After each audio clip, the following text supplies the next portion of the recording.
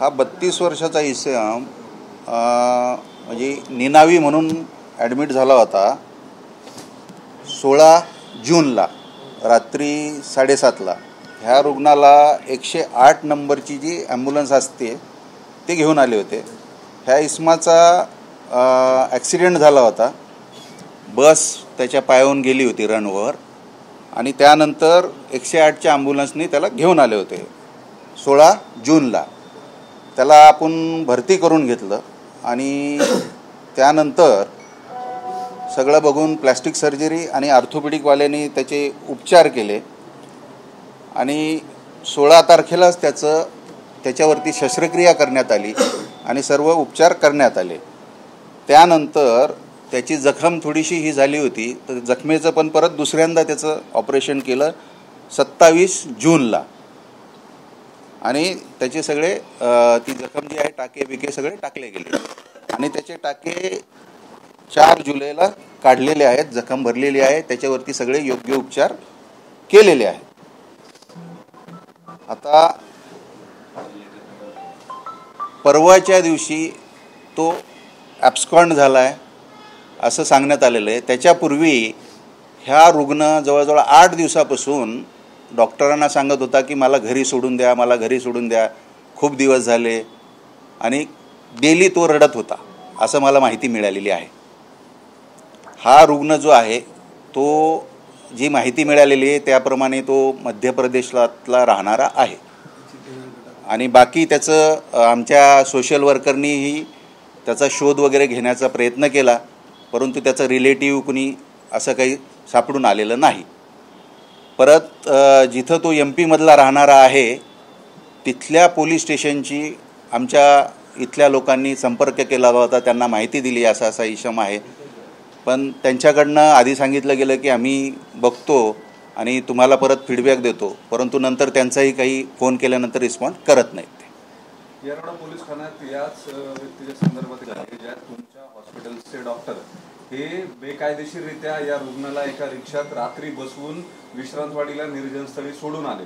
या संदर्भात एक ट्रॅप सुद्धा लावण्यात आलेला होता. काही कार्यकर्त्यांनी त्यांच्या रिक्षात म्हणजे पुराव्यादाखल त्यांनी त्याचा व्हिडिओ सुद्धा केलेला आहे. तुम्ही जी स्टोरी सांगताय की त्या रुग्णानंच विनंती केलेली होती, तर तशी विनंती त्याने केलेली असेल तर त्याच्या नातेवाईकांना एक आपण कळवलेलं होतं का? मुद्दा एक नातेवाईक मी आत्ताच सांगितलं ना, त्याचे नातेवाईक कुणीही आढळून आलेले नाही. त्याचं जे गाव आहे तिथं पोलीस स्टेशनला पण सांगितलेलं आहे. त्यांच्या डिस्चार्ज प्रोसिजर झालेली आहे का? डिस्चार्ज म्हणजे MSWला सांगितलं होतं गेल्या 8 दिवसापासून की त्याचं कुठल्या तरी संस्थेत किंवा कुठेतरी त्याचा शोध घेऊन तिथे पाठवा म्हणून. म्हणजे त्याचे उपचार पूर्ण झालेले होते. तुमच्याकडून असं बेकायदेशीररित्या रात्री अपरात्री रुग्णाला फेकून देता नालीमध्ये वगैरे नाही, असं योग्य नाही. जर ते झालेलं असेल तर त्याच्यावर कडक कारवाई. तुम्ही जे सांगता आहात त्याच्यामध्ये थोडंसं तथ्यांमध्ये जरा थोडेसे डिफरन्सेस येतात. तुम्ही असं म्हणताय की त्या व्यक्तीनं स्वतः डिमांड केली होती. येस, त्या व्यक्तीशी मी स्वतः बोललोय आज सकाळी. नंतर त्या व्यक्तीची कस्टडी कुणाकडे आहे? ते पळून गेल्याचं काही पाय नसलेला व्यक्ती पळून गेला असं तुम्ही सांगताय. ॲब्स्कॉन्ड झाले म्हणजे त्यांना जावं लागलं असेल कसं तरी स्ट्रेचरवर, खुर्चीवर. पाय नसलेला व्यक्ती स्वतः आता पळून जाऊ शकत नाही. बरं, खरी गोष्ट आहे. तुम्हाला पेशंट आता ऍडमिट आहे आपल्याकडे. पेशंट आपल्याकडे ऍडमिट आहे आता.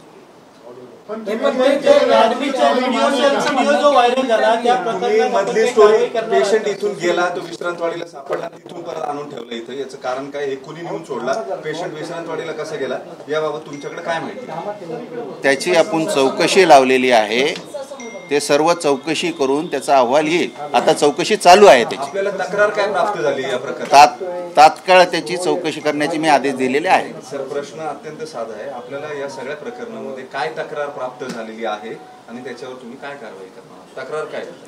तक्रार अशी माझ्याकडे लेखी कोणाचीच प्राप्त नाही आहे. जे मीडियामध्ये आलंय आणि जे मीडियामध्ये आलंय एक काहीतरी व्हायरल झाला आहे तो आम्हाला पाठवलेला आहे, त्याच्यावरूनच मी लगेच तात्काळ चौकशी लावलेली आहे. नाही, ते जे व्हायरल करणारे पण इथंच बसलेले आहेत, त्यांच्याशी तुमचं बोलणं झालंय का? नाही, आत्ताच बोलणं झालं. आत्ता बोलणं झालं माझं. त्यांनी जे आरोप करतायत त्यांनाही विचारा तुम्ही, ते बोलले का माझे? त्या आरोपाशी, ते जे आरोप करतायत त्या आरोपाशी तुम्ही सहमत आहेत की तुम्ही वेगळी चौकशी करणार? नाही, त्याची चौकशी करून मगच बघावं लागेल ना. या संदर्भात गुन्हा दाखल झाला. त्यांचे जे आरोप आहेत गुन्हा दाखल झाला असेल तर पोलीस त्यांची चौकशी करतीलच. डिस्चार्ज प्रोसेस झाली का कागदावर त्या पेशंट? नाही, डिस्चार्ज प्रोसेस म्हणजे त्याला ॲब्स्कॉन्ड म्हणून दाखवलेलं आहे. आणि ते डिस्चार्ज पेशंट बाहेर कसं गेला याची काही माहिती घेतली का तुम्ही? एखादा पेशंट ॲब्स्कॉन्ड होतो तर तो कसं जातो? ज्याचे पाय नाहीये तो पेशंट ॲब्स्कॉन्ड कसं होतो याचं साधं मला जी माहिती मिळालेली आहे त्याप्रमाणे त्या पेशंटला त्या रिक्षामध्ये नेलेलं आहे, एवढी मला प्राथमिक माहिती मिळाली. कुणी नेलं? काय तसं काहीतरी नाव सांगितलं होतं, त्यांचंच नाव सांगितलं होतं, रेवत का काहीतरी. आदिनाथ कोण आहे? डॉक्टर त्याला घेऊन आले त्या नवीन बिल्डिंग मधून स्ट्रेचर आणली कुठं ते अंधारामध्ये पाण्याच्या टाकीच्या तिथं, आणि त्या दोघांनी उचलून माझ्या गाडीत टाकलं तो पेशंट. आधी आणि त्याच्यासोबत अजून एक जण होता, आणि ते दोघं गाडीवर यमा गाडी होती त्यांच्याकडे. ते मला म्हटले की तू माझ्या माग चल. आम्ही सुरू करू. ओके, येतो. ठीक.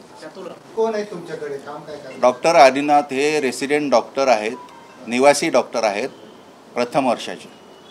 त्यांचं काय काम असतं? कामाचं स्वरूप काय? ट्रेनी डॉक्टर आहेत ना, MS ऑर्थोपेडिक करतायत ते. अशा पद्धतीनं रुग्ण नेऊन फेकून देतात, हे योग्य आहे का? नाही, असं जर त्यांनी केलेलं असेल तर हे अत्यंत चुकीची गोष्ट आहे आणि त्याच्यावर कारवाई करण्यात येईल. आणि त्याला नाही, इमिजिएट आपण सस्पेंड करतोय ना त्याला. आता ते काही धक्कादायक त्यांच्याकडे ते जे बोललेलं आहे ते त्यांच्याकडे ऑडिओ व्हिडिओ आहे की असे आम्ही वारंवार असे पेशंटला आम्ही असं करतो. हे रिपीट करताय तुम्ही. आता त्यांनी जे सांगितलं तर त्याच्यावर मी हेच सांगितलं की आपण त्यांना पण बोलू, त्यांच्याकडूनही पूर्ण माहिती घेऊ आणि पूर्ण चौकशी अंती. त्यांना तर आपण सस्पेंड केलेलंच आहे. आता चौकशी करू आपण त्याच्यावर पूर्ण. पेशंट ट्रॅक करायची कुठली सिस्टीम आहे का? पेशंट आपल्याकडून जातो, डिस्चार्ज होतो की ॲब्स्कॉन्ड होतो, त्याला कोण घेऊन जातं, या सगळ्या संदर्भामध्ये आपल्याला साधारणपणे कधी माहिती मिळते? जर पेशंट आपल्याला दिसून आला नाही, डिस्चार्ज नसेल तर आपण काय? आता पेशंट एखादा समजा ॲब्स्कॉन्ड झाला किंवा पळून गेला आपल्या वॉर्डातून तर तिथल्या इन्चार्ज जे आहेत ते डॉक्टरांना इन्फॉर्म करतात. डॉक्टर त्यानंतर कॉल लिहून पोलिसांना कळवतात आणि आपण पोलिसांना त्याची इन्फॉर्मेशन देतो की हा रुग्ण दिसून येत नाही. मोठी सिक्युरिटी आहे, CCTV आहे, महाराष्ट्र सुरक्षा बल आहे तुमच्याकडे. अशा पद्धतीनं पाय नसलेला पेशंट गेला कसा काय माहितीये का तुम्हाला? प्राथमिक तुम्ही 3 दिवस झाले. नाही, तेच सांगितलंय ना की तो रिक्षामध्ये गेलाय पेशंट. त्याला काय माहितीये का? त्याची चौकशी करतोय ना आपण आता. सर, ही एक केस झाली ससून रुग्णालयामध्ये. असं किती बेवारस रुग्ण आहेत ज्यांची आता ट्रीटमेंट चालू आहे आणि त्यांच्या फॅमिलीपर्यंत पोहोचण्याचा 16 जूनला तो ऍडमिट झाला. तर त्यांच्या आपण बऱ्याचशा रुग्णांना, ज्या रुग्णांना नातेवाईक नाही, आमचे मेडिकल सोशल वर्कर त्याची माहिती घेऊन त्यांना गावी किंवा त्यांचं जे काही ठिकाण आहे तिथे आपण त्यांना पोहोच करतो. हे आमचे मेडिकल सोशल वर्कर कित्येक वर्ष ते काम करतायत. तेच सांगतात.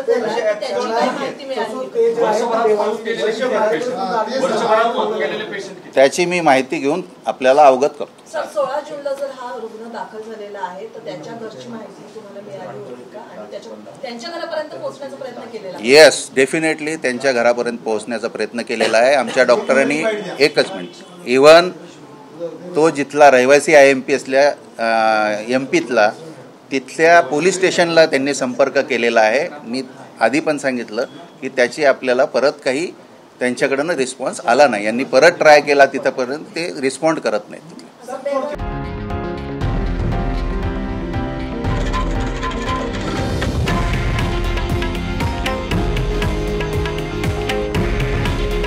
हे आहे देशातील नंबर 1 न्यूज नेटवर्क आणि आपण पाहत आहात TV9 मराठी.